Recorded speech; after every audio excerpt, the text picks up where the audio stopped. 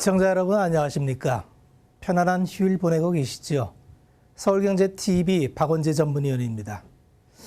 드디어 어제로서 다사다난으로도 부족했던 2020년장을 마감했습니다. 이제 연휴 끝나면 새로운 21년 시장을 시작할 거고요.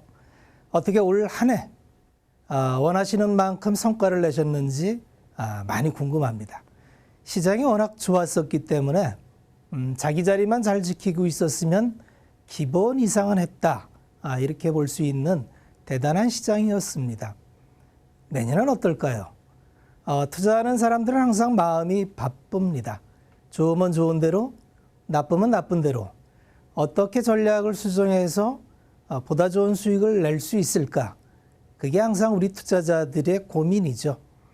그래서 오늘은 한 해를 마무리하고 새해를 맞이하는 시점에서 올 한 해를 한번 되돌아보고 내년의 트렌드는 어떻게 나올지 간단하게 정리하는 시간을 가져보도록 하겠습니다.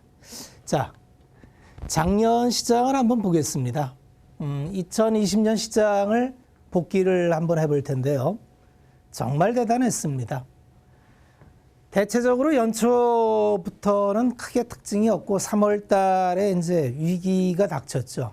그 위기 이후에 시장을 재건하기 위해서 연준에서 무제한 양적 완화로 시장을 마쳤는데요.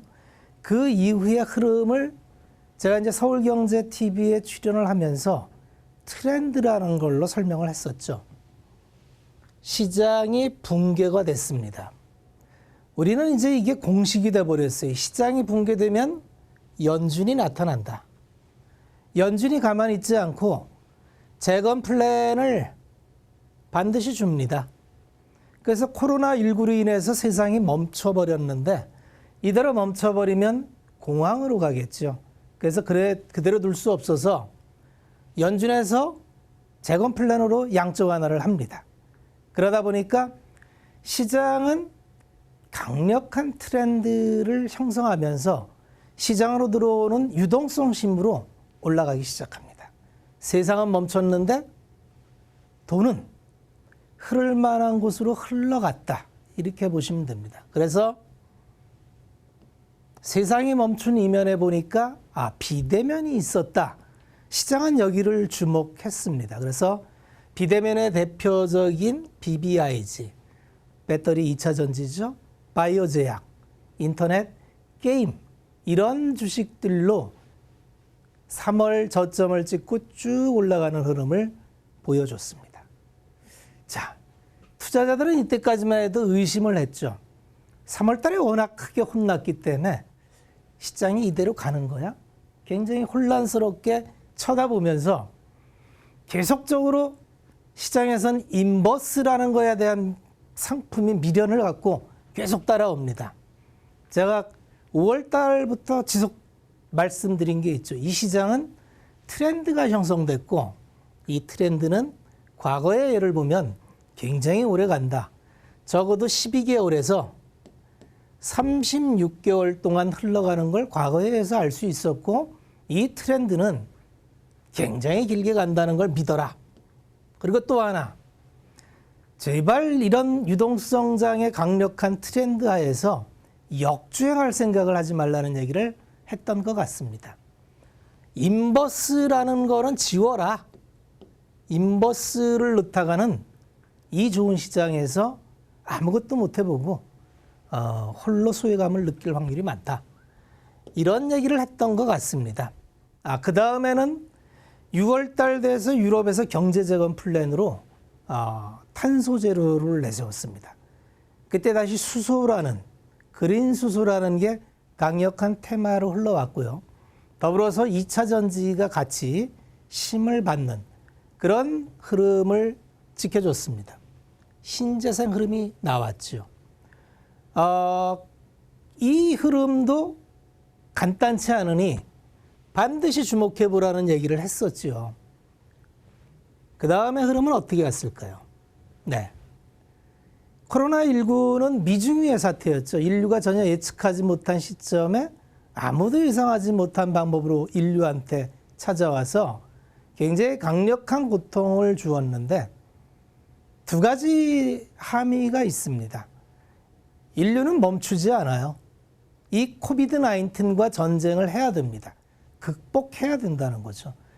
천문학적인 자금이 투입될 수밖에 없었고요. 그동안의 의료는 대체적으로 치료 중심의 시장이었습니다. 환자가 아프면은 병원에 가서 치료받으면 된다.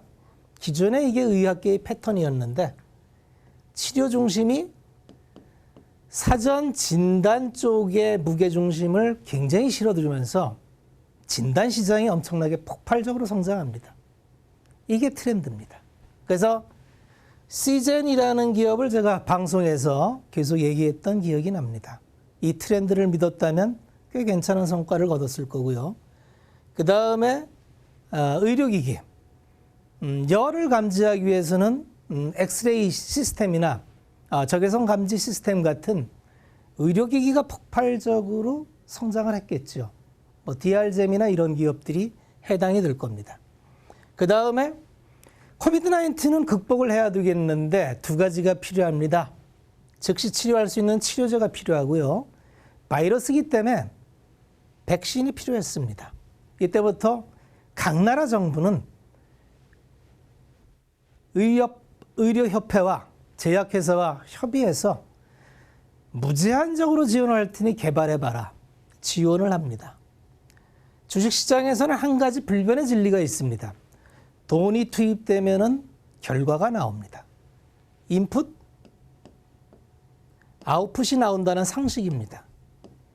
이때부터 시장에서는 치료제 중심으로 굉장히 제약 바이오주들이 따라가죠.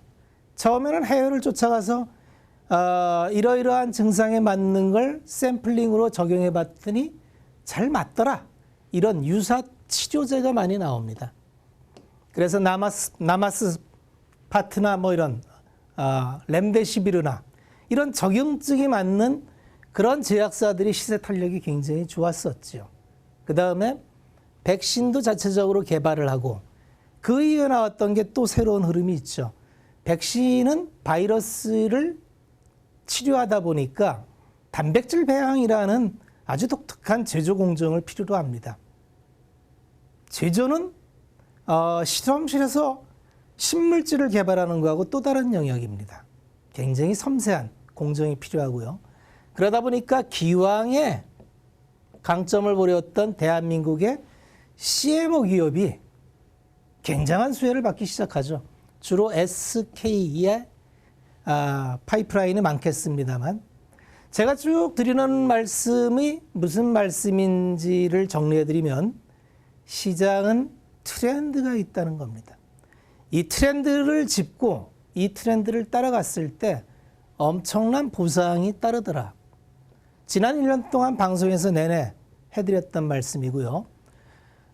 백신이 나온 이후에 시장은 다시 경제가 정상화될 거를 선방향에서 기대하면서 반영되기 시작했습니다. 그 얘기인 즉슨 시장에서는 수요가 살아나기 시작했다는 걸 보기 시작했습니다. 코비드-19으로 멈췄던 세상에 인류의 욕구는 언택트 너머에서 계속적인 수요의 증가를 보냅니다. 집안에만 갇혀 있다 보니까 너무 답답해요. 소득은 고임 근로자 같은 경우는 줄지 않았는데 바깥에 나가서 돈 쓸 일이 없습니다. 그러다 보니까 온라인 쇼핑으로 엄청난 구매 욕구가 발휘돼서 수요가 폭발적으로 늡니다. 어디서 늘었을까요? 자동차나 명품이나 이런 쪽 섹터의 수요가 급증을 합니다. 그러다 보니까 이런 수요가 살아나는 섹터 쪽에서 급격한 주가의 복원력이 나타나는데 이게 산업 전반에 한 바퀴 다 돕니다. 자동차를 출발했던 게 화학으로 가고요. 화학에서 기계로, 그 다음에 산업 소재인 철강, 수주산업인 조선, 건설, 한 바퀴를 다 돕니다. 제가 방송 중에 계속 드렸던 말씀이 있었습니다. 제대로 된 섹터의 주인공을 갖고 있다면 기다리면 내 차례가 오니까 차분히 기다리시면 내 순서가 옵니다. 거의 전체적으로 다 순서가 돌아왔고요. 이제 마지막 연말까지 팬데믹이 확산되면서 소비재에 대한 실질적인 회복이 이루어지지 않았습니다. 아마 내년도에 지금 확산되고 있는 코로나가 좀 안치고 백신이 투여가 돼서 활동이 시작한다면 보복 소비도 가능할 것 같습니다. 시장은 이처럼 트렌드를 잡는 게 너무나 중요하다는 걸 2020년 시장을 통해서 우리는 경험을 했습니다. 자, 21년입니다. 21년은 어떤 섹터가 강할까요? 20년을 다시 한번 정리해보면 어떤 한 섹터만 가졌어도 성과가 어땠느냐? 진단키트는 340%의 성과가 났습니다. 제가 시즌에서 드렸던 추천 종목과 목표 가격도 한 300%가 난 것 같고요. 한 섹터만 제대로 잡았어도 아마 우리 시청자분 계좌는 따뜻한 성과를 냈을 겁니다. 질병 관련해서 치료제, 백신 이런 거죠. 259%. 수소, 풍력 테마가 200%. 백신 치료제 180%. 태양광, 바이오 이런 수준으로 굉장히 강력한 성과가 났습니다. 시장 평균으로 코스닥 같은 경우는 40% 넘게 상승을 했기 때문에 이만큼 테마는 강력하다는 걸 확인할 수 있었습니다. 자, 우리는 이제 연휴 끝나고 21년을 맞이해서 또 어떤 트렌드가 있을지 준비해 봐야 됩니다. 자, 시장은 또 어떤 흐름을 가질까요? 자, 지난 12월 달에 각 증권사에서는 21년 시장을 예측을 했습니다. 적게는 2,800에서 많게는 3,200까지 줬는데 이미 시장은 뛰어넘었습니다. 이미 증권사가 추정한 치를 이미 넘어버린 지수가 된 경우가 많았고요. 그럼 시장이 멈출까요? 예측은 예측일 뿐이고 현재 시장을 정확하게 진단하지 않으면 대응하기가 어렵습니다. 지금 시장은 누가 뭐라 해도 유동성장입니다. 유동성을 제공했던 근거는 연준이었고요. 연준이 유동성을 제공하기 위해서 통화 팽창뿐만 아니라 금리를 제로로 만들었고요. 미국이 부양책을 계속하기 때문에 드디어 미국 일방적인 10년의 상승 사이클을 끝내고 이머징을 주목하기 시작했습니다. 원화 강세는 지속될 확률이 많겠죠. 자, 그렇다면 여전히 자산 가격은 상대 가격이라고 말씀을 드렸는데 금리가 저금리에서 계속 움직인다면 여전히 채권 시장보다는 주식 시장의 매력이 있을 겁니다. 계속 주식 시장으로 유동성이 들어올 수 있는 환경은 지속된다고 봐야 되고요. 더군다나 미국이 계속적으로 재정 정책으로 통화를 푼다는 것은 달러가 강세로 가기 어렵다는 얘기고 그거는 대한 시장을 이머징으로 찾을 거고 중국 시장 개방과 더불어서 아마 이머징 쪽으로 자금이 향하는 거는 21년도에 트렌드가 될 확률이 많습니다. 그 출발점은 연준의 정책입니다. 연준에서 양적 완화를 계속 유지하고 있는지 계속적으로 채권 매입을 해주는지 금리 기조를 저금리를 유지하려고 일드 커브 컨트롤을 통해서 정책적 통제를 계속하는지 계속 체크해 봐야 됩니다. 이게 체크돼서 이 환경이 유효하다면 21년 시장도 여전히 유동성 시장이 지배할 거고요. 다만 20년처럼 기다리면 무조건 먹는 시장은 아닐 겁니다. 변동성이 좀 있다고 봐야 돼요. 왜 그러냐면 싸지는 않습니다. 시장에서 가장 큰 호재는 싸다는 건데 이제 절대적으로 저평가는 벗어났기 때문에 이제 유동성이 돌아가면서 적당히 버블을 만들 텐데 그 버블의 파동은 면밀하게 측정하지 않으면 역으로 나의 계좌를 짓누르는 부메랑이 될 수도 있습니다. 굉장히 신중한 투자가 필요하다는 얘기죠. 그래서 두 가지 방법이 있습니다. 21년 시장을 바라볼 때 누구나 동의하는 한 분야가 반도체입니다. 반도체를 이구동성으로 좋게 하는 이유는 슈퍼사이클이라는 얘기입니다. 반도체는 그 특성상 한번 방향을 잡으면 상당 기간 유지되는 그런 성향을 가집니다. 왜 그러냐 하면 수요가 나타나기 시작하면 그 수요는 계속적으로 수요를 불러오고요. 공급은 이미 D램 같은 경우는 3, 4의 과점이 완성됐습니다. 수요가 살아난다 해서 공급량을 폭발적으로 늘리는 구조가 아니라는 얘기죠. 가격으로 인상될 수가 있고요. 그러면 가격과 수요가 같이 크는 P와 Q의 성장을 통해서 슈퍼사이클을 얘기하는 거고, 슈퍼사이클은 통상 2년 정도 진행됐던 게 과거의 사이클입니다.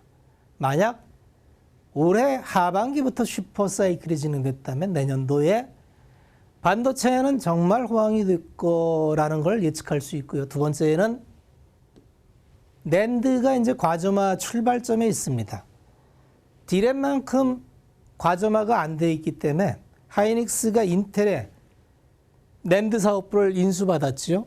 그래서 하이닉스가 당장 2, 3위권을 유지하고 있습니다. 여기까지는 전통적인 메모리예요. 우리가 주목해보는 건 반도체 섹터에서 주목해보는 건 파운드리, 비메모리, 시스템 반도체입니다. 이쪽이 메모리 시장보다 훨씬 큽니다. 근데 그동안에 우리는 이쪽은 사실은 우리 영역이 아니라고 봤어요. 근데 삼성전자가 EUV 공정으로 더 이상 미세 공정을 진행할 길이 없어요. 그래서 미세 공정을 7나노 이상 들어가려면 EUV 공정을 적용해야 되는데, EUV 공정이라는 건 익스트림 얼터너티브 바이올렛, 초극단파로 파장을 그린다는 겁니다.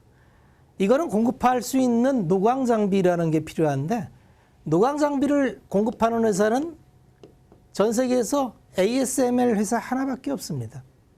수작업으로 제작을 하고요. 1년에 산출할 수 있는 기계가 아주 한정적입니다. 올해 36대 생산을 했고요. 내년도에 생산할 수 있는 캐파는 47대입니다. 공정을 하고 싶어도 기계가 없어서 못합니다. 이 시장이 폭발적으로 성장하고 있어요. 지금 할 수 있는 회사는 TSMC와 삼성전자밖에 없습니다. 두 회사가 앞으로 폭발적으로 성장하는 이 시장을 나눠먹는 D램의 독과점보다도 훨씬 강력한 독과점 카르텔이 이제 시작된다는 겁니다. 그러면 삼성전자가 지금까지 반도체 사이클에 따라서 시크리컬 기업이다 라고 할 수가 없다는 겁니다. 삼성전자의 상단을 지금까지는 PBR 밸류로 1.8배가 상단이었는데, 어쩌면 내년에 이 상단을 뚫는 모습을 우리 시청자 여러분이 볼지도 모르겠습니다. 그렇게 된다면 지수 상단은 의미가 없습니다. 지수가 3,000을 넘어 4,000을 갈 수도 있는 거고, 그 얘기인 즉슨 삼성전자가 10만을 넘어 15만 원이 갈 수 있다는 얘기입니다. 왜 그러냐면 삼성전자가 성장주가 될 수 있다는 얘기죠. 그게 불가능할 것 같습니까? 트렌드는 정확하게 읽어야 됩니다. 파운드리와 시스템, 파운드리는 위주로 제작을 해준, 주문 제작을 해주는 걸 얘기하고요. 이외에 삼성전자의 파운드리는 대체적으로 내재화가 한 50% 되고요. 삼성전자의 엑시노스 노트 AP 프로세서 이걸 하고요. 최근 들어서 TSMC가 더 이상 수주를 받지 못합니다. 캐파가 풀로 찼어요. 삼성전자로 들어오는데 대체적으로 엔비디아의 칩,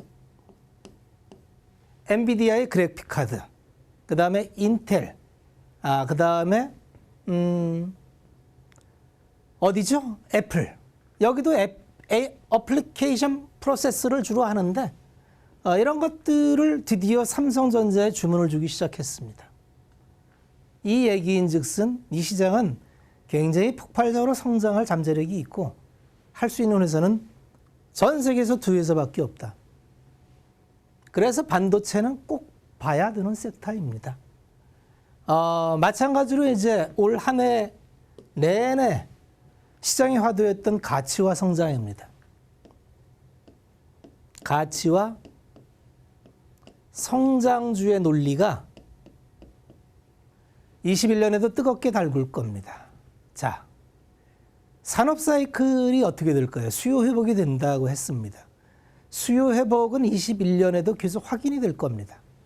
생각지도 않게 화학 섹터의 스프레드가 굉장히 좋습니다. 그것뿐만 아니라 커머더티, 원자재 가격도 다 오르고 있습니다. 다 오르는데 수요가 늘어난다. 가격 전가가 가능한 섹터는 꽤 괜찮은 사이클을 그릴 확률이 많습니다. 여전히 화학은 최고의 스프레드를 유지하고 있고요. 철강도 철광석이 말도 안 되게 급등하는데 이게 그대로 열형 가격 인상으로 전가가 됩니다. 전방산업인 자동차, 조선, 건설의 수요가 살아나고 있습니다. 여전히 봐야 될 섹터가 많고요. 가장 중요한 거는 미중 무역 분쟁은 이제 극단적으로 치닫기는 어려울 겁니다. 수출 국가인 대한민국이 최근 트럼프 행정부 동안 미중 무역 분쟁으로 굉장히 애를 먹었습니다. 아마 거친 설전은 끝날 거고요.